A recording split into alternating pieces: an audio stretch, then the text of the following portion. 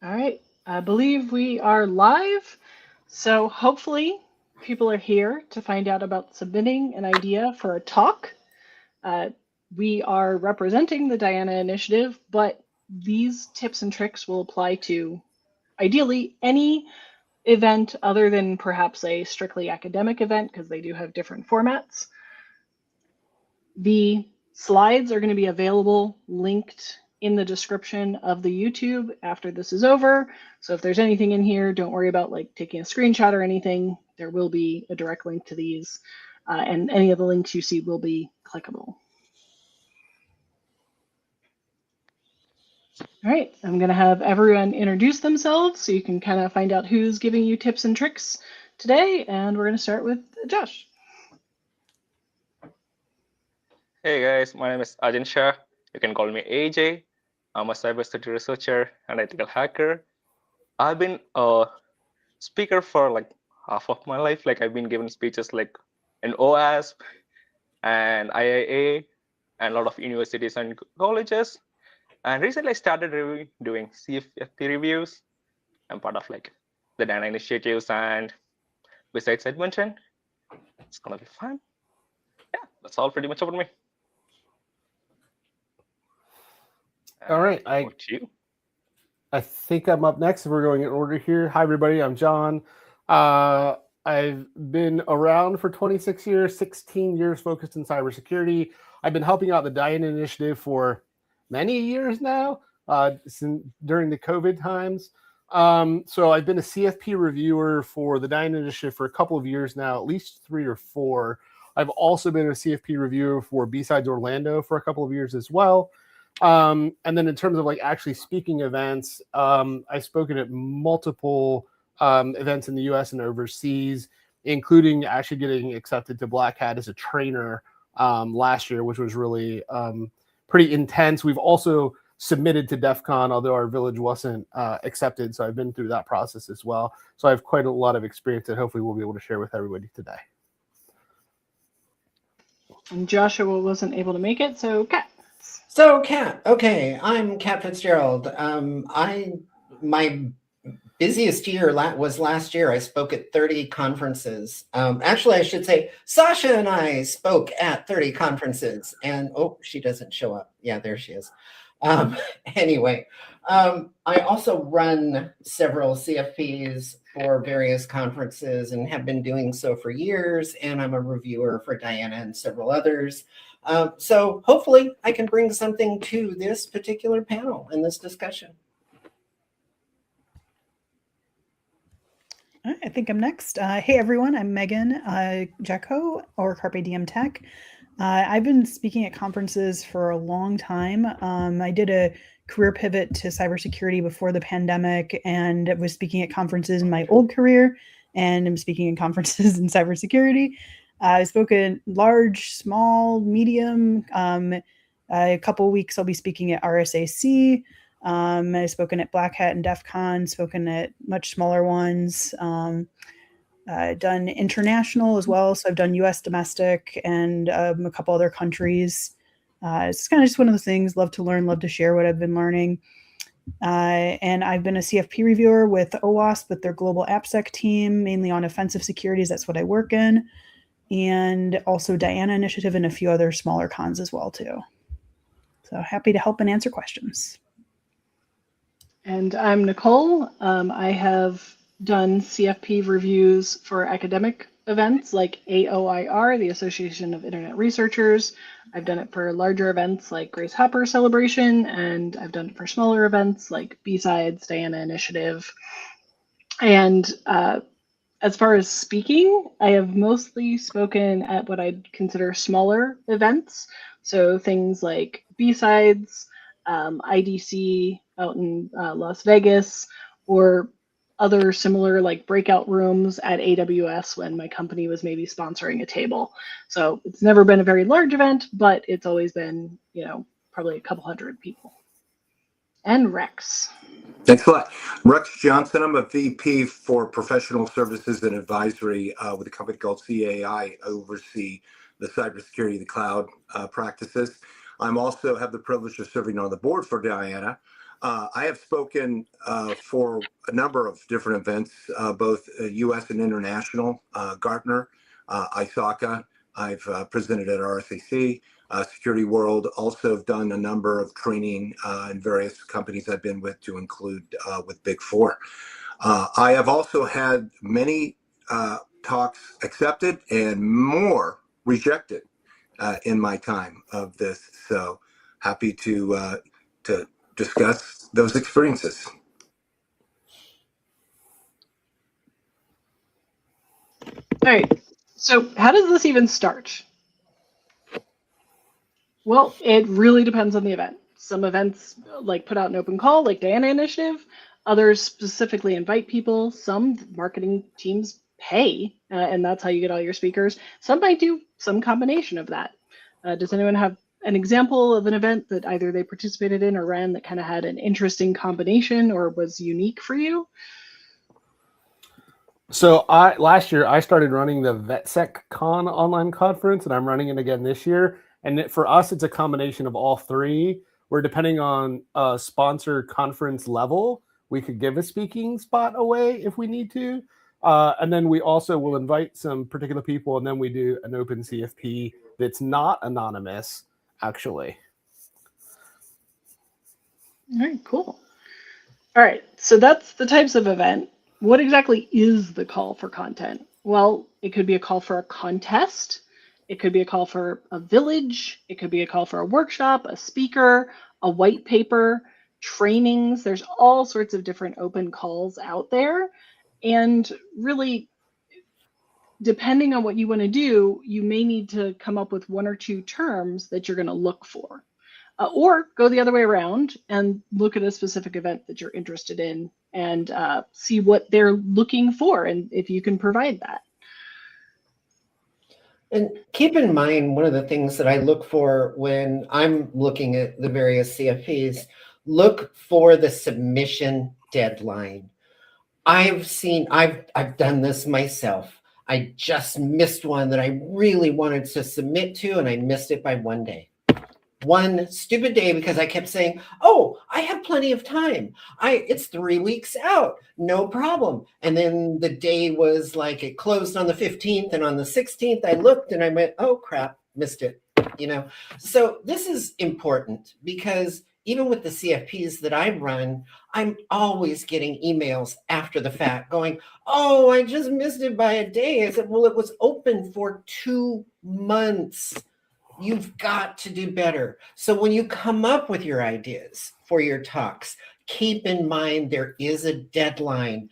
Put a reminder of some sort in your calendar or something, because you will kick yourself when you go, God, I had such a great idea and I missed it. And there's a lot of stuff that happens after the deadline closes. And so this is why you need to submit on time. There's also a thing that some conferences do where they have multiple rounds of submissions. So they might have like an early round, and then like, let's say you're not accepted, they might give you feedback. And so then you could potentially use that information, hone your paper or hone your abstract, what have you, whatever they thought was maybe missing, and resubmit that in a round 2. So that sometimes exists, and it's a good thing to pay attention to with deadlines as well.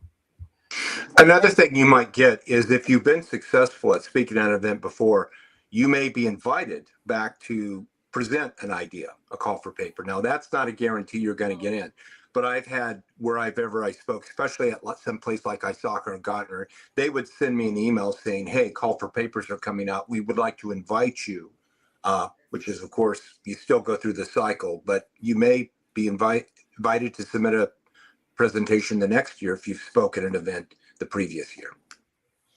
And keep in mind too, because Megan made a great point that sometimes they have multiple rounds, but even if they don't have multiple rounds, don't be afraid at the end. Let's say you do get rejected. Even if they say they're not going to give you feedback, don't be afraid to ask for it. I've done that. I've submitted. I said, is there any feedback, negative, positive, anything you can give me, even though they say, and I'll wait until after the event, because I know you guys are busy and so on, but anything that you could give me, that would be fabulous. So don't be afraid to ask for it. Yeah, and one more thing, like sometimes like they reject your speech like, because they have so much volumes of good speeches. So yours will be like probably they can't accommodate everyone for, and even so they probably like reject you, but they will love to have you the next year. Personally, I had like an experience one time. They said, "Hey, we really love your content, but we have like so much people already here. So unfortunately, we have to reject you this year. But the next year they send me an invite. We really love to be present at it. So never take the rejection like not because of your content. It could be because other factors too. And that's a super great point. Like submitting may not get you a talk this year, but it might get you a chance next year. Now, And what is the point of the whole CFP thing? Like an event, if you're only inviting people, you're going to have the same voices over and over and over. Or you're going to limit your ideas. So the CFP kind of lets events get ideas crowdsourced and they're not having to come up with everything. So it gives you more variety in your speakers. At least that's why TDI does that. Nicole, another thing that I'd like to share is that I've actually presented, and even though I didn't get accepted for that particular event, they remembered my submission and said, "Hey, we have an online conference and your topic is perfect. Would you mind presenting for that one?"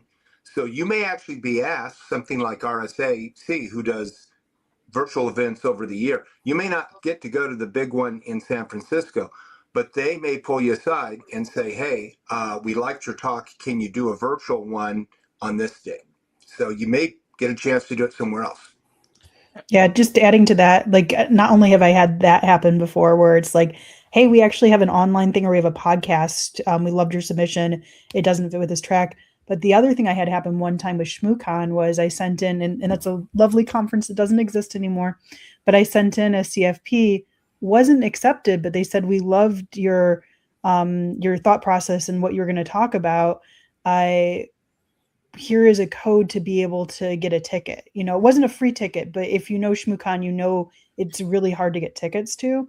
So they were able to give me a code so then I could go buy a ticket. So I didn't have to like wait through the mire of trying to get a ticket. So sometimes even just sending something in and you've taken it seriously can have some interesting perks to it.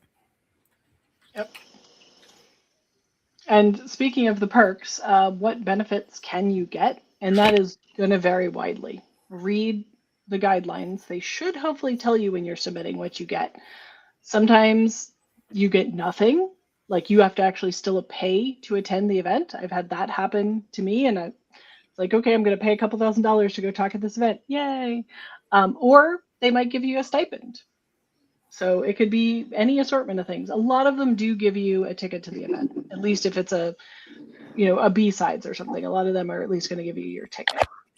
I had that happen, Nicole. I actually did present something on PCI, and they came back to me and said, "Hey, we're doing a training session before this event. Could you do a 2-day training and we'll pay you for it?" And so sometimes things like that happen. And this is my personal opinion, honestly. If you're submitting because you think you're going to get something for it versus you are trying to contribute and help others and share your ideas and really make a difference, then maybe you shouldn't be speaking. But that's just my personal opinion. If you expect some, oh, I'm going to get a trip to Las Vegas or whatever. Okay. Yeah. I mean, when tickets are $3,000 for the event, I think getting a free ticket or a discounted ticket is you should nice. get a free. Yes.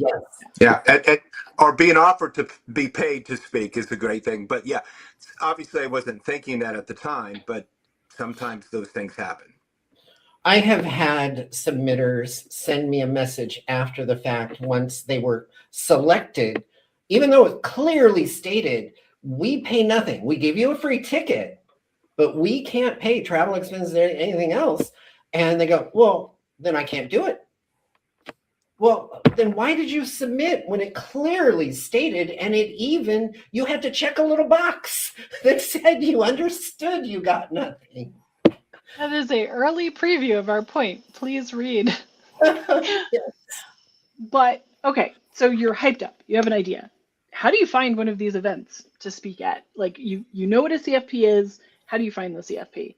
Well, start at your school or your workplace. Like some schools have conferences. I think University of Bloomington just had a cybersecurity conference.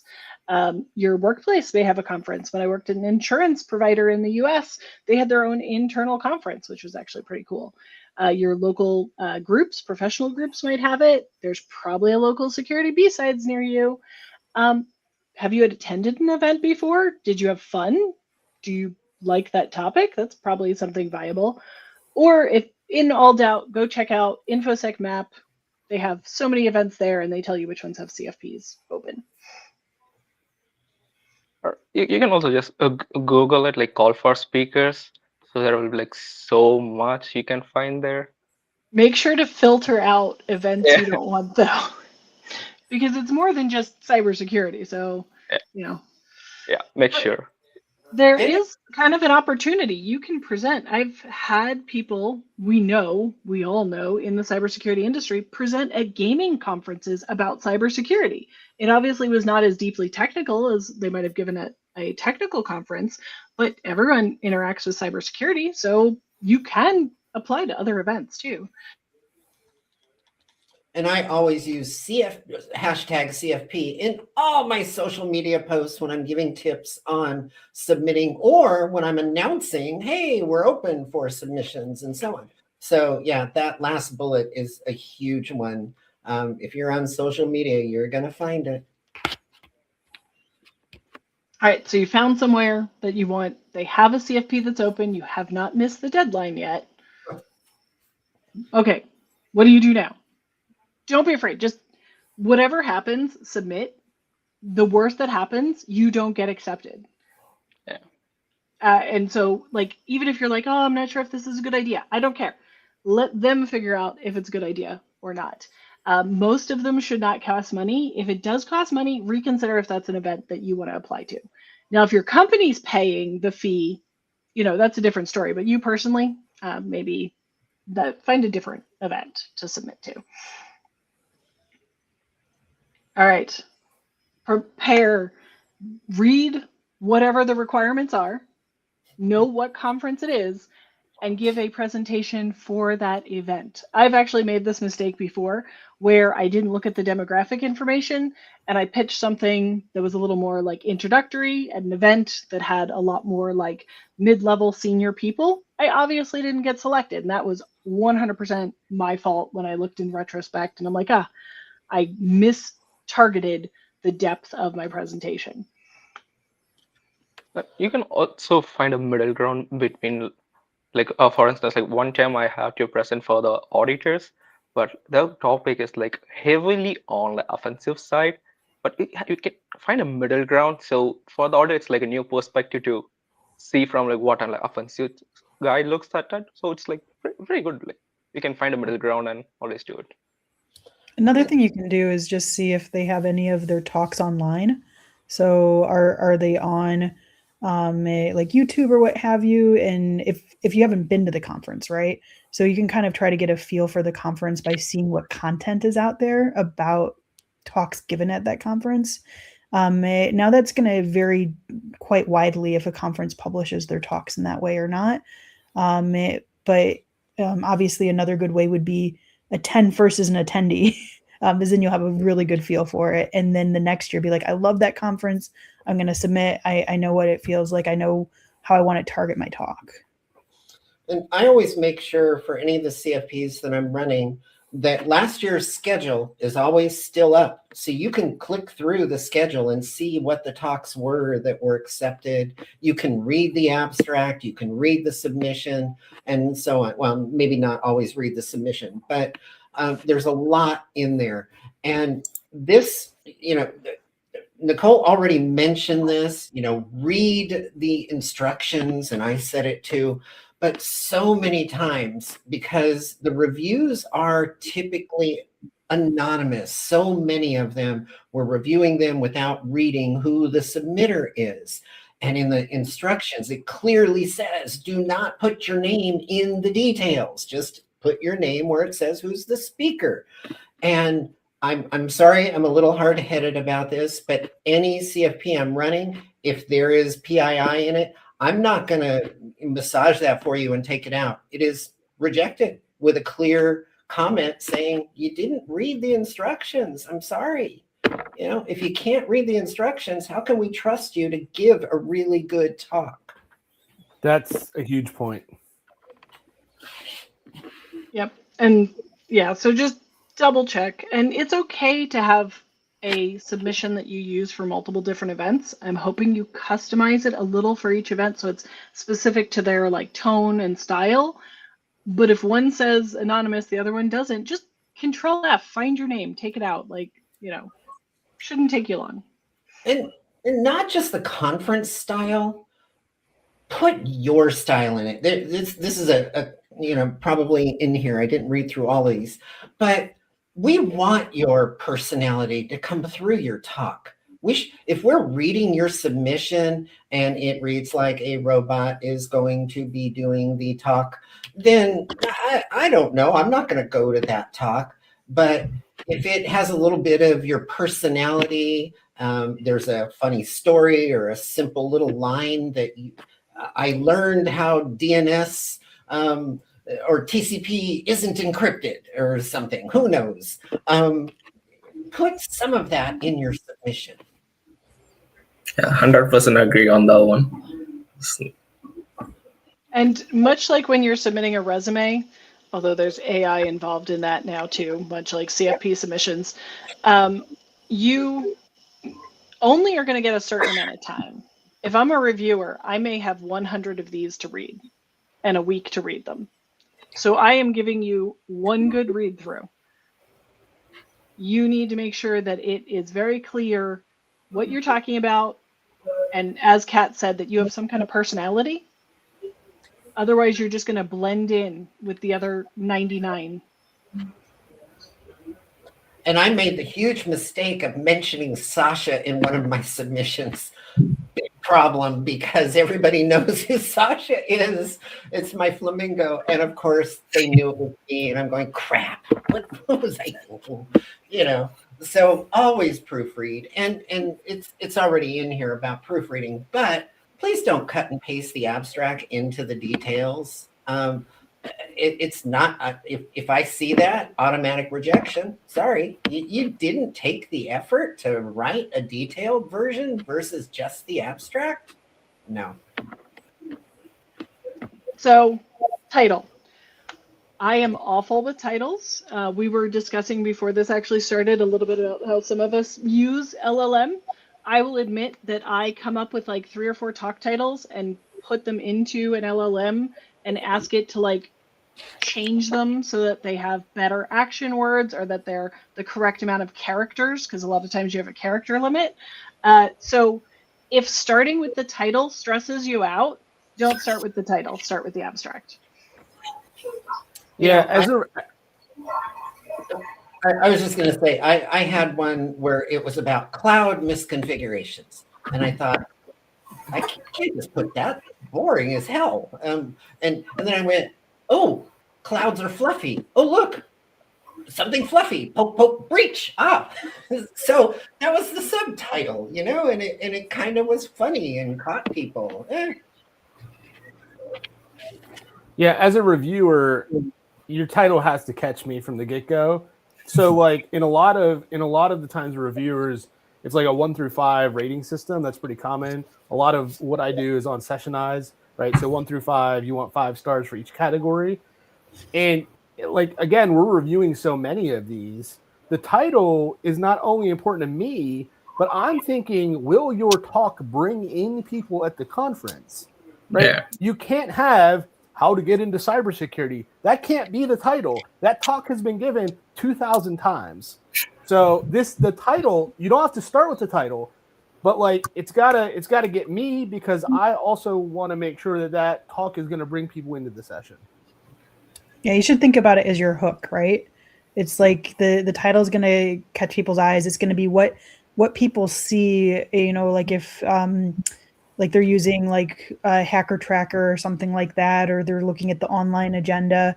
That's going to be what they're going to see for how they decide what they want to go to.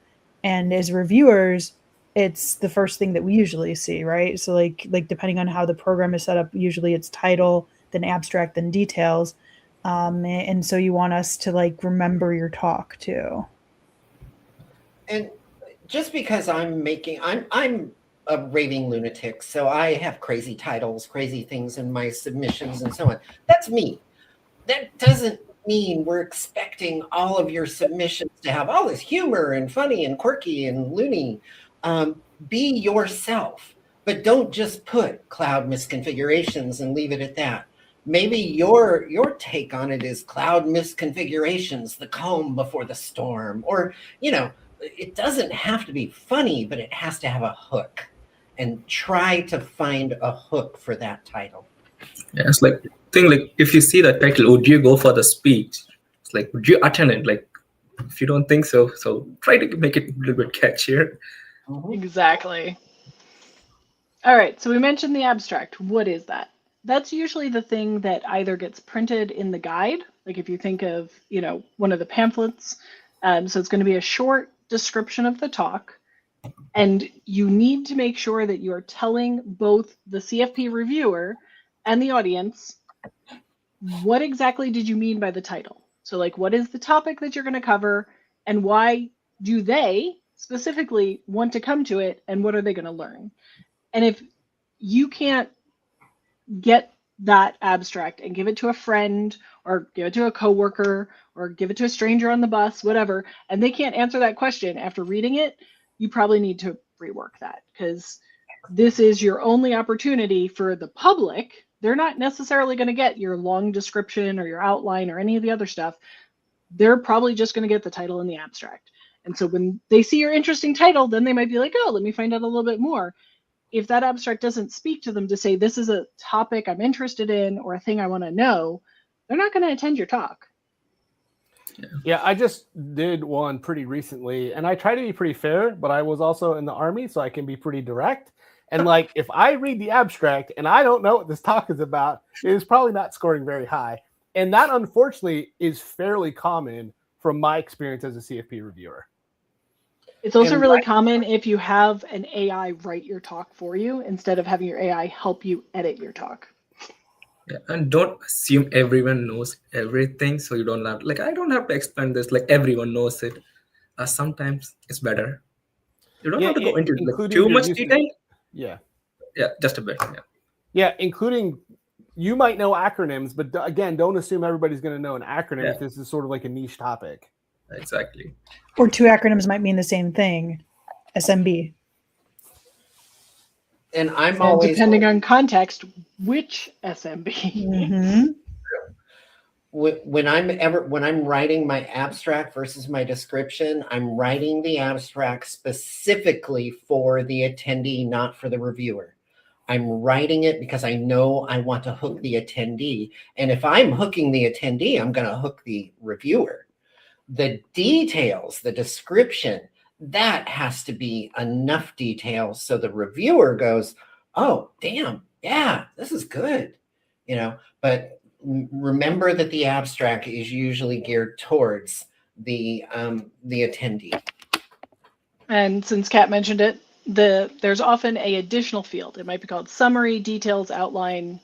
It depends on the conference, but this is your opportunity to talk more directly to the CFP review team. And so as a reviewer, hopefully you hooked us with that title. Hopefully we're still super interested based on your abstract and we understand what topic you're talking about and who your audience is and what they're going to learn. But now you can kind of tip your hand potentially. So if you did the thing of like, you won't believe what happens next in the abstract, the clickbait thing, which you totally can do, you probably want to give it away here to the reviewer. You don't have to go into great detail, but you can be like, and the TLDR is, if you follow NIST SSDF, bad stuff won't happen or whatever. But so that they know you can't leave them in the dark. They're going to be more reluctant to choose you if you leave them in the dark.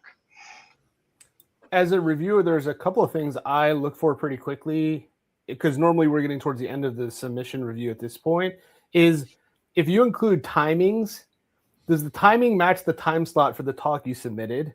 is that's a very common thing that people have not gotten correct. So like you've submitted a 30-minute talk, but it's a 20-minute space or whatever. And then in a lot of cases, I still read through this and I'm not sure what the takeaway is for people attending your talk, right? But like I'm the reviewer. I need to know like what the so what is that people are going to get from your talk. And I think that's an important part to kind of keep in mind here.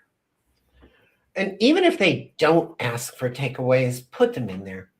Because everyone I've reviewed, I want to know, what am I walking away with, as John just said. It's like, I want to know what the participants are going to go, oh, yeah, that I'm going to go implement this or do this or whatever it happens to be. And to build on what John was saying, if this is a 25-minute talk and you just wrote 3.5 pages of a detailed description, you might think that's a great thing to do, but no, it's not. Because we're going to read that and go, whoa, this is a workshop. A very frequent comment I leave when reviewing is, there is more content here than will fit in the given time slot. And I rank that poorly because I talk very fast when I give presentations. And if I don't think I could give your talk in the time slot, it's not happening. Excellent point. Yeah. And we kind of already covered this one, so I think we can skip forward. But like, if they ask specifically for an outline, even if they don't ask for it, like put in timing so you can prove that you know time management. This really is going to fit in that given slot. And it doesn't have to be like super amazingly detailed. You can just be like, I'm going to introduce the topic at a high level in 1 minute, and I'm going to give some history about why anyone gives a hoot about this. You know, it can just be brief stuff just to kind of understand your pacing. I think one of the big things that I see happen sometimes is people think like, oh, parts of my talk should be a mystery, you know? So you really want to make sure that whatever you address in the abstract matches up in the details, and that you're not leaving information out, because as reviewers, we're okay with it being spoiled for us. You can share all the details, you can tell us all the information. And in fact, if you don't have enough information, that's often a reason why people are not accepted. Yeah, I think I just did one the other day. Honestly, it's probably for the Dine Initiative, and it was like, you know, something like, we'll cover these 5 things, and like it never explains like what the things are that you're going to cover in the outline. And I was like, well, like, I need to know what you're going to talk about for me to rate the submission. Yeah, and I think important thing to think about, especially when you're abstract, if you're accepted, your abstract needs to say something to make people want to come. In Army Public Affairs, we used to always have to say in the story, or whenever we did any sort of training, what's in it for me is what the audience is thinking. And that's the way you got to write that abstract, is what's in it for the person who's going to attend this? What benefit are they going to get? Why should they be there? Yeah, why pick yours over probably a lot of other talks happening at the event? And then finally, they're going to ask you about you, your name, the contact details, any special needs you have, give consent to, I'm going to follow the code of conduct, et cetera, et cetera. Make sure that the contact information you put in is an email that you check. And when the CFP is over, make sure you check your spam box. Now, an interesting thing here is there are some events like Sky Talks, which I run, and the CFP is going to be opening soon. Don't quote me on that, but I think soon. And we specifically say you don't have to put in your real name. You can put in John Doe. You can put anonymous moose. You can put squirrely attack squirrel. But we are then going to email you and say, hey, I need you to signal call me at this number, and we have to do verification out of band if you get accepted, kind of deal. So be ready with a alias or name, depending what you want to do. Some events absolutely support that. Other ones don't. If they don't explicitly say it, you probably can email the CFP group and ask if they do support doing your handle or nickname instead of your professional name, if that's something that you're worried about. And that's it. I'm using Squirrely Attack Squirrel for my next submission. I think the other thing that I would say here too is that a lot of various conferences will ask for your bio potentially, and like list other presentations you've given is a quite common requirement, even if it's anonymous. So that won't go to the reviewers. We won't see that necessarily, but they're trying to vet to make sure that some of the speakers probably have some level of public speaking experience. And there are also some conferences that are specifically looking for people who haven't spoken before. So be aware of both of those things. But you'll want to keep track of like, oh, I have spoken at these events, in whatever folder structure you have that you're working with, because you'll need to provide that information to a lot of the CFPs. I actually keep it on a Google site so I can copy paste it into the CFP forms because it is a common question. I do the same. I keep digitized in like a folder every conference submission I've done, and then I can like reference back to those and such. I have to write a bio now for Squirrely Attack Squirrel. I imagine being a flying squirrel too. There's got to be some really good flying squirrel like Creative Commons images. So reminder, we said all this before, read the guidelines, follow them, make sure someone reading the submission can tell what you're talking about. Otherwise you're not going to do poorly, or you're going to do poorly. So. And if you cut and paste from a doc, like Google, anything like that, make sure it's not chopping it off. The quick brown fox. What? Where's the rest of it? What? I'm wondering if that's what happened to that submission. Could have been, but I get a lot of those where you see it was obviously they cut and pasted it and they didn't proof it. So please proof it before you submit it. The one thing I'll say is in your document and in their form. As we're covering this as well, some of the CFPs are actually really complicated. So like if anybody's tried to, like DEF CON or Black Hat are notoriously pretty difficult CFPs or calls for training, there's a lot of very specific things you have to follow. And if you don't follow all of that, you're automatically disqualified. So like a lot of like the more local conferences, like a B-side, it's relatively simple. Like my VetSecCon is like very simple, like you're emailing me. But like some of these like larger, more prestigious organizations that have some more money also are like making sure people are following like a really strict requirement. So you're going to want to factor that into your time as well. Kind of goes back to one of our earlier points. All right. And proofreading yourself is great, but really try to make sure somebody else reviews. Like I said, coworker, friend. And when you get the feedback, don't get defensive. Like take a breath. You have obviously given this to them so that you can improve this. Whatever they said is what a reviewer like me might be thinking, and then I'm going to rate you poorly. And they have just given you that opportunity to improve it. Even if you thought it was crystal clear, make it a little bit clearer, and they have made it so that there's much more of a chance of you getting accepted. I'll just comment on that because I had a dear friend of mine who's spoken much more than I ever have or ever will. And they had a submission that had been declined a couple of times, rejected. And she sent it to me and asked for my review. And I went through and I said, here's a couple of things that are missing because I see where you're going, but it didn't hook me at the end here. And they added that in and bam. So it doesn't, sometimes it's just one other pair of eyes, that one detail, because I didn't rewrite the whole thing.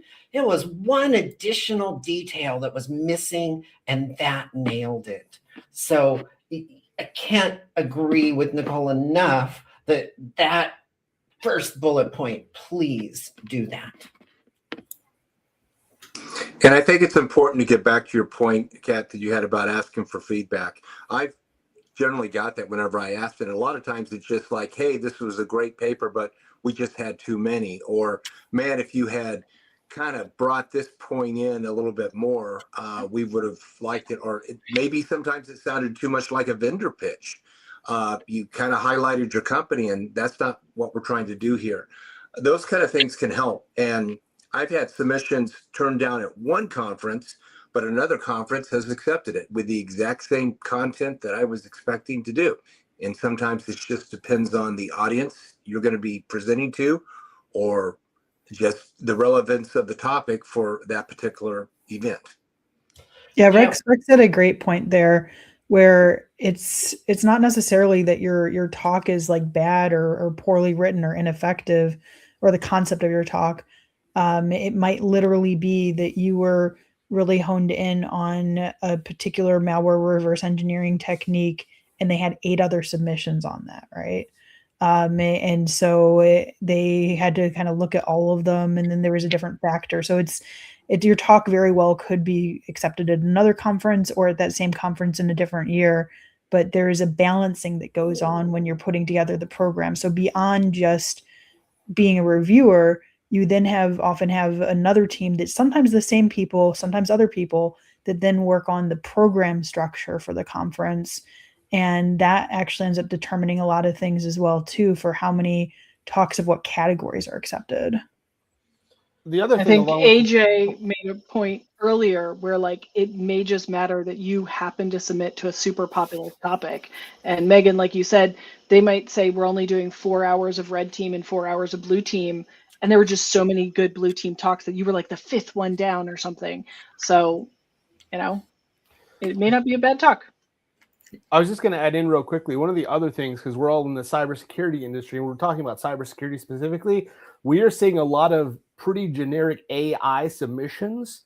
And if AI isn't tied into cybersecurity, then there may be it may not be the fit, right? Like there's probably an AI conference or a technology conference. So that's something we're starting to see quite a lot from my experience. Yeah, and I want to kind of say one event that I presented to totally got turned down, but I got asked by SANS to make it a keynote.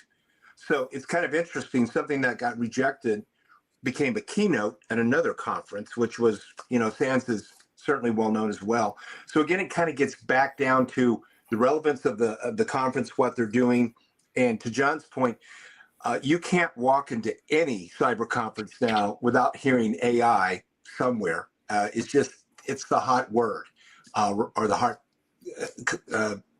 technology right now. And if you're going to present something like AI, make it meaningful and make it something that, is going to have an impact on the audience. And we actually got a question in chat, which I'm going to pop up here. We have a little bit more to cover, but I think this is a pretty good one. So what tips do we have specifically for introverts who want to start speaking at a conference, but maybe you're afraid, stage fright and whatnot? So my quick tip with this is I hate the sound of my own voice. I never listen to my own talks because I hate it. I think that's a common thing. And I think the other thing I have to say with this is I'm actually still terrified. I have given many talks. I don't think as many as Kat, who did 30 last year, but I still get scared when I go up on stage. And it's just, you power through it because you did it successfully once before. You can do it again. And maybe try your local Toastmasters. That's a good tip. And by the way, Nicole, I can hear you talk all day. I just want you to know that. So you may hate your voice, but that's just you. And that's probably very common. A lot of people don't like their photographs. They don't like their voice. That's normal. One of the things you can think about doing there, if you have a little bit of stage fright, is have a co-speaker, a co-presenter with you. It's sometimes having somebody up there with you, it's almost like you're having a dialogue back and forth, and it's a lot easier and can ease the stage fright. So Yeah, I would go on, John. I was going to say, I'm in Chicago. So years and years ago, I signed up and I went down and took an improv course. But yes, Chicago has them, and you're going to find them everywhere at universities, all kinds of places. Don't be afraid to go sign up for an improv course. You learn how to just interact and present yourself as you. And you'll be an introvert up until that point that you won't be. And I love listening to Nicole all the time. I hate my voice when I hear it. And people tell me, oh God, I could listen to you narrate books. And I'm going, seriously? Good Lord, you're insane. So yeah, any of that stuff, because it sounds different in our own heads. But yes, find an improv course. That will change your life. I guarantee it. Yeah, I think another thing you can do. So Rex was talking about co-speaker, but like we're all here as a panel, right? So if you were to join a panel with some people you know, so you already feel comfortable with them, then that kind of eases you in because it's not all the tension focused on you. There's other people speaking, you kind of tag in. So that can be another way to ease yourself up. And ditto to everyone's voice. I think everyone's voice here sounds great. One of the things they've done studies on is the reason why we hate hearing our voice afterwards, right? So like if you listen to a recording of yourself, is because when you hear the recording, that's not how you sound because the sound waves vibrate in your head. And so in your mind, the way you hear your voice when you're speaking, like I'm speaking right now, is then going to be different than how you sound in a recording. So there's an actual psychological dissonance. And so it actually messes with you and you're like, what? That's not how I sound. What? I sound like that? That's terrible. So it's really like this very weird, almost like alien feeling that you get with it. So it's totally normal to hate the way you sound when you're listening to a recording. I want your voice, Megan. I've also been told I should read some audiobooks. One more thing I like to add, that one is like I always get scared every single time I go there. The first time I still remember, I was on the stage, I'm trying to give a speech. I'm like, am I sounding right? Am I saying it right? Like everyone is looking at me. Like in my mind, there was like two different things, like the content about my presentation and what I'm doing on the stage. So after that, I try to just talk about what I think on my mind of the content. I stopped giving like thinking about like how I speak, what I do. I just make that side of the brain go blank, just go on autopilot, just talk about the presentation. In the end, I will like ask my friends like, what are the things I mess up? And then just go with it. Just try to turn off the other side of the blind mind, which says you can't. Just turn it off. And walk out on stage with a puppet. Yeah. I mean, Sasha is world famous and a good distraction. So, all right. So you submitted. Many people submit. What could happen at that point is there might be the 2 rounds we talked about earlier, or it might just be one. People are then going to get reviewed.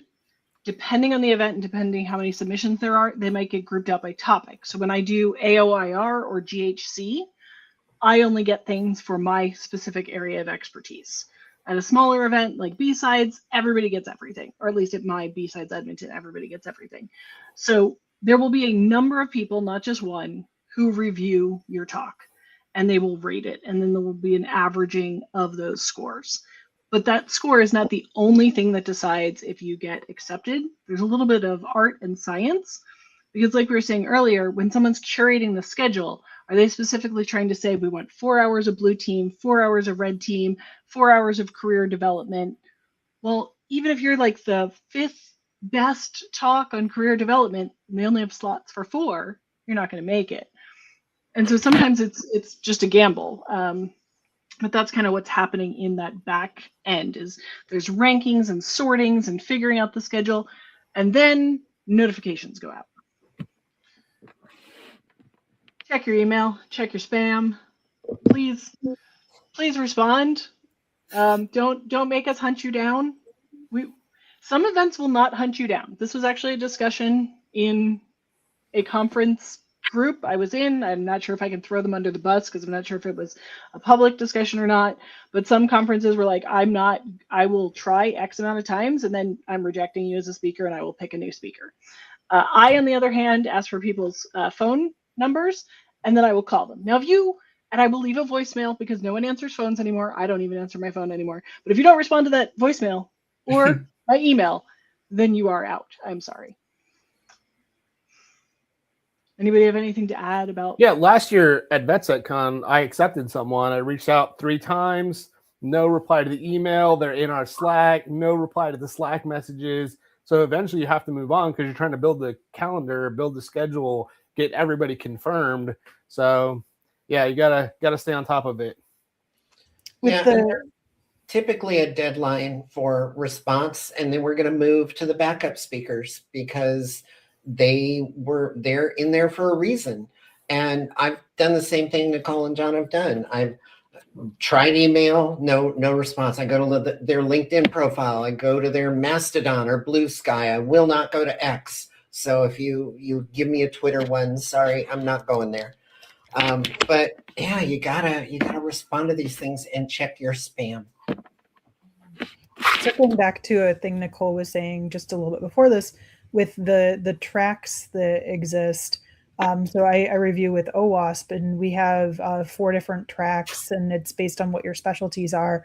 And so we have different timings. So like some tracks get more time in the conference, and you can actually ask conference organizers. You can say, I notice on your upcoming agenda that you have these different tracks. Are all of them weighted equally? Do they have the same amount of time? Is there a particular topic that you have felt from past conferences you're really missing? So if you're really interested in a conference and you're not sure what you want to present, you can do some research ahead of time and reach out to people. Some people, your mileage will vary with that. Some people might not respond to you. You might not be able to figure out who to even reach out to. But some conferences have like a program's email or a conference's email, and you can reach out to them and just see if they might respond. I know several conferences I'm involved with do get those questions and do respond to them. All right, and then this is just if you're planning to apply to TDI, February 1st through April 13th is the call for presentations. And on April 22nd is when you need to have definitely checked your spam and your other emails and everything. Not all conferences tell you when final acceptances are going out, but if they do, like put that date in your calendar. Not only is like put the date that you have to submit by, but put the date like check to see if I got accepted or not. And even if you're, let's say you're a volunteer for a conference and you think, well, I can't submit because, well, then I'd be part of it. They'd know. And no, you're just as valuable as all the speakers. So please, just because you volunteered and stepped up to help with an event or something, and you have a great talk idea and so on, submit it. Because remember, 97% of them are all reviewed anonymously. Some conferences still review them openly, but I would never submit to one that doesn't. I think I've spoken at Diana like 4 or 5 times, I forget, but I would say if you're not familiar with us as an organization or a conference, we are one of the best conferences to speak at as a new speaker. We're incredibly friendly. We really encourage anyone who's underrepresented to be a speaker, new speakers, any backgrounds. And it's going to be a really supportive and wonderful experience as a speaker. So some people maybe are worried, like, how will I be received or perceived at a conference? Will there be like the people that go, well, actually, and like kind of like come and challenge you during a question session? There will not be any of that. It's not the vibes.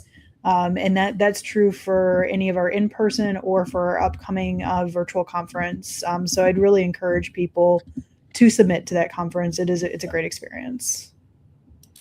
And I would like to note the thing at the bottom here, and remember the slides will be linked in YouTube in the description later. If the submission is missing any of the required information, which is listed, it's not going to be accepted. So read the directions, follow the directions, and keep to the word limit, please and thank you. And our process is double-blind review, and the core staff of the CFP will get to see your information after they've all been ranked. You're specifically going to be ranked on the detail of the submission, meaning like, is there enough information here to know what you're talking about? Novelty of the talk, did we have 100 of these talks or did we have just yours? Whether you've given it previously, that does not give you negative points. It could potentially give you positive points, because if it's a really difficult topic and we're like, oh, this is a difficult topic, but oh, they've given this talk before, they've had practice, like that's a positive. And and whether the talk has been recorded previously. We usually ask about that, not because we're necessarily going to give you like negative points. Some conferences might, but because we can actually then, if we're on the edge, we might watch your talk and be like, oh, this person, like, we weren't sure, but we're absolutely going to make them a backup speaker because they're a really good speaker. So you may, it's going to vary by conference, but they're not asking these things to punish you. They're probably just asking these things to inform choices.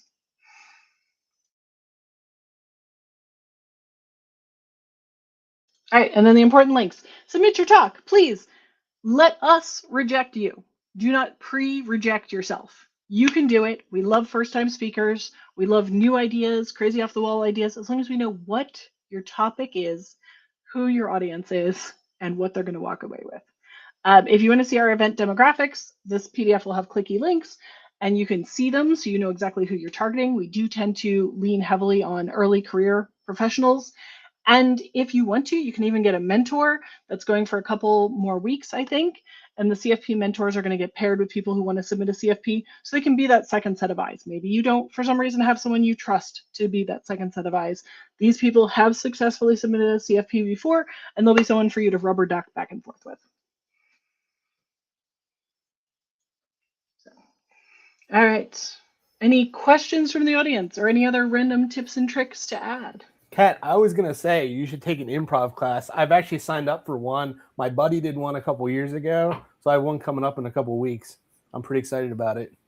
Oh, yeah, I swear by it. And I still go back for refreshers from time to time because there's just all kinds of techniques you learn. And it's so much fun.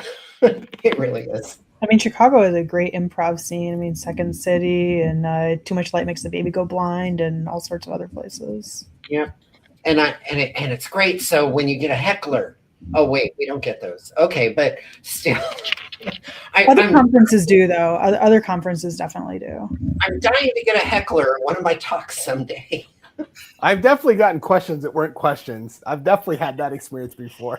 I saw some really terrible ones. This is a really good conference, but besides San Francisco, I saw some really terrible questions that weren't questions, but I felt like the speakers handled it really well. So, one thing you might also get is you might get feedback. Sometimes there'll be a survey at the end of your talk, and they'll send that to you. And what's really good about that is if you ever plan to speak again, whether it's that topic or another, they can give you some really good feedback to help you be a better presenter for the next time.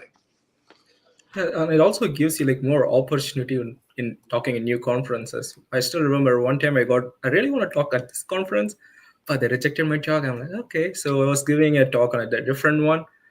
And someone like from the other organization, they attended my speech. They're like, I really love like what you talk about. Like, I really love you to give a presentation on our one. I'm like, I submitted a speech. You guys rejected me. They're like, so they say like, you can just come and talk anytime. So I just gave. That's pretty good. So you never know who's going to be attending your seminars and what are the opportunities going to open for you. You know, one tip too that I would offer. I've had people say to me, well, I have a talk idea, but it's so basic. Everybody knows it. And I said, really? How do you know that? And there are going to be people that don't know this. Exactly. Don't be afraid to submit it. Or you might explain it slightly differently. So if anybody has ever had the experience of learning math, some people explain math one way and some people explain math another way, and you may not resonate with that. So maybe lots of people who have given that talk before explain it one way, but maybe you have a slightly different way of explaining it, which is really going to work for someone, and you're going to make their day so much better by having given that talk. Yeah, the way I like to frame it is wherever you are in your career journey, you know, maybe you're just beginning, maybe you pivoted, maybe you're not even in industry yet, etc. Or maybe you're like a seasoned career professional. You know something more than someone else knows. And your perspective on it is different than someone else's perspective.